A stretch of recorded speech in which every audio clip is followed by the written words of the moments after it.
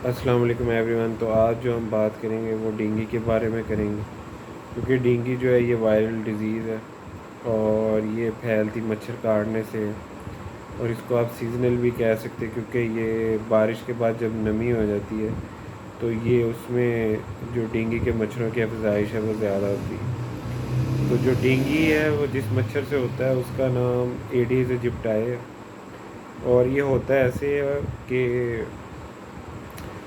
جو مچھر ہے یہ کسی انفیکٹڈ پرسن کو یہ بائٹ کرتا ہے، اور اس کا جو بلڈ ہے وہ اپنے اندر پھر اس کو جب سک کر کے اپنے اندر جو بلڈ ہوتا ہے اس کو پھر ڈینگی کی جو سٹیجز ہیں ان کے اندر گرو کر کے پھر یہ نارمل پرسن میں ٹرانسفر کر دیتا ہے بائٹ کے تھرو.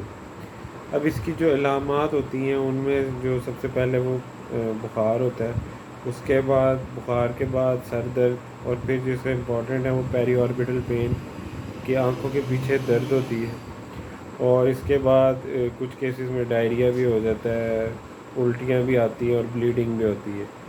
تو اب کب آپ نے ڈاکٹر کے پاس جانا ہوتا ہے؟ جب آپ کا بخار کافی تیز اور وہ اتر نہ رہا ہو، اور اس کے ساتھ ساتھ آپ کو یہ ہو کہ آپ کا گلا خراب وغیرہ نہ ہو، کوئی اور مسئلہ نہ ہو، تاکہ جو بیکٹیریل اور وائرل جو بیماری اس میں آپ کو پتہ لگ سکے انفیکشن میں.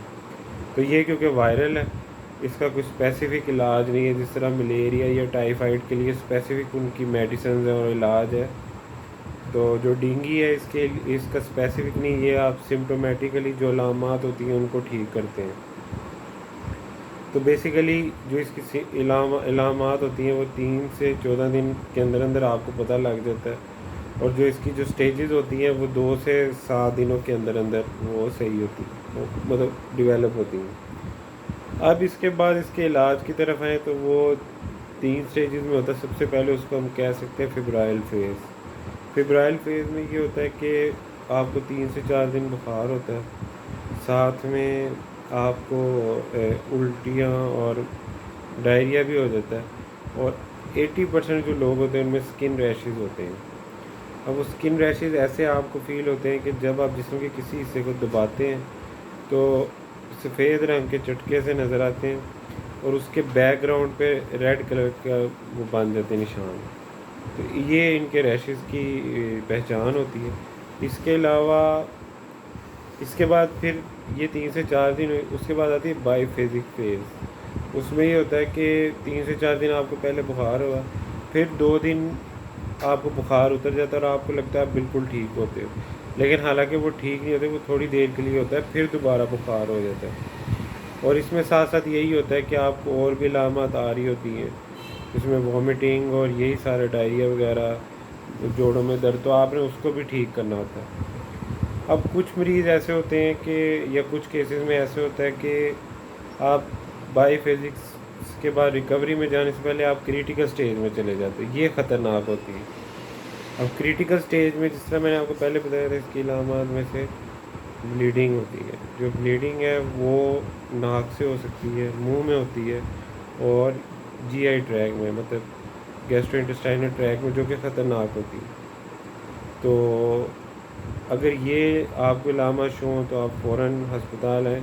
اس کے بعد جو ہوتا ہے وہ ہوتی ہے پلورل افیون، کہ لنگ جو پھیپھڑے ہوتے ہیں ان کے چاروں طرف پانی جمع ہو جاتا ہے، یا جو چیسٹ کیویٹی ہے اس میں پانی آ جاتا ہے، تو اس کو ہم پلورل افیون کہتے ہیں. یا پیٹ میں پانی اگر ہو جائے اس کو ایسائٹیز کہتے ہیں، وہ بھی اس کی کمپلیکیشن ہے. تو اس سے ہوتا کیا ہے بیسیکلی پلورل افیون، یا یہ جو پھیپھڑوں کے ارد گرد پانی جمع ہو جاتا ہے، اس سے یہ ہوتا ہے کہ جو آپ کی بلڈ ویسلز ہوتی ہیں ان میں پانی کی مقدار کم ہو جاتی ہے، تو جس سے کیا ہوتا ہے کہ بلڈ پریشر گر جاتا ہے، اور پھر وہاں سے جو ہوتا ہے وہ ڈینگی شاک سنڈروم کا خطرہ ہوتا ہے، ہونے کا خطرہ ہوتا ہے. تو یہ جو ساری چیزیں ہیں یہ پھر اس کو آپ نے مینیج کرنا ہوتا ہے ہسپتال میں. تو اگر آپ کو یہ علامات یا اس طرح کی کمپلیکیشنز فوراً آئیں، فیل ہوں، تو آپ فوراً ہاسپٹل لیں.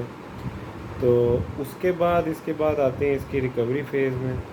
ریکوری فیز یہ بھی 3 4 دن ہوتی ہے. اس میں یہی ہوتا ہے کہ آپ کو دوبارہ سے ریشز آ جاتے ہیں، الٹیاں، کیب وغیرہ، ڈائریا، یہ ساری چیزیں ہو جاتی ہیں. تو یہ ساری چیزیں ہو جاتی ہیں اس میں. اب اس کے جو 80% جو کیسز ہوتے ہیں وہ ہوتے ہیں مائلڈ یا اے سمٹومیٹک، مطلب علامہ زیادہ پتہ ہے، آپ فرق محسوس نہیں کر سکتے باقی بیماریوں سے. تو یہ 80% جو ہوتے ہیں وہ گھر میں بھی ان کا آپ علاج کر لیتے ہو انٹل انلیس کے کوئی کمپلیکیشن ڈیولپ نہ ہو. تو گھر میں یہ ہے کہ اس کے گھر کے علاج کے لیے جو ہے وہ سب سے پہلے ایک تو پانی زیادہ سے زیادہ پینا چاہیے، کم سے کم 3 لیٹر، اور زیادہ سے زیادہ تو جتنا مرضی آپ پی سکو. اس کے بعد ریسٹ کرنا چاہیے. اور اس کے بعد یہ کہ جو مچھروں کی افزائش وغیرہ ہے اس کو آپ نے کافی کنٹرول کرنا ہوتا ہے. سب سے پہلے یہ کہ اگر تو آپ جو بھی مچھر ہے اس کو ہونے ہی نہ دیں. اس کے لیے آپ کو یہ ہے کہ اگر، کیونکہ یہ جو مچھر ہوتا ہے ڈینگی کا ایڈیز ایجپٹائی ہے، یہ صاف پانی میں یا ٹھہرے ہوئے پانی میں زیادہ ہوتا ہے.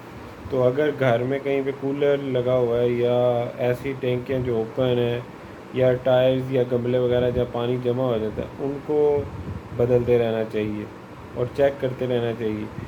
اگر پھر بھی کہیں ایسی جگہ جہاں پانی ٹھہرا ہوا ہے اور وہ نکالنا مشکل ہے تو اس میں جلا ہوا تیل ڈال دیں تو وہ بھی جو مچھروں ڈینگی کے مچھر کی افزائش کو روک دیتا ہے. پھر کچھ ہوتے ہیں کہ اگر مچھر کی افزائش ہوگی اس کو آپ نے ختم ایسے کرنا ہے. مارکیٹس میں کوئی پروڈکٹس ملتے ہیں تو وہ کریمز کی فارم میں ہوتے ہیں، لوشنز کی فارم میں، اگر وہ آپ ان کو یوز کریں تو آپ مچھر، اور کوائلز بھی آج کل آ رہی ہیں تو وہ بھی ان کی افزائش کو روکتی ہیں.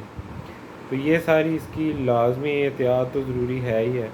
اور پھر یہ کہ آپ فل سلیو شرٹس پہنیں، بوٹس پہنیں، اور جب بھی جائیں باہر تو کور کر کے رکھیں اور کوشش کریں کہ جو ٹھہرا ہوا پانی ہے یا جو بھی ہے اس سے دور رہیں.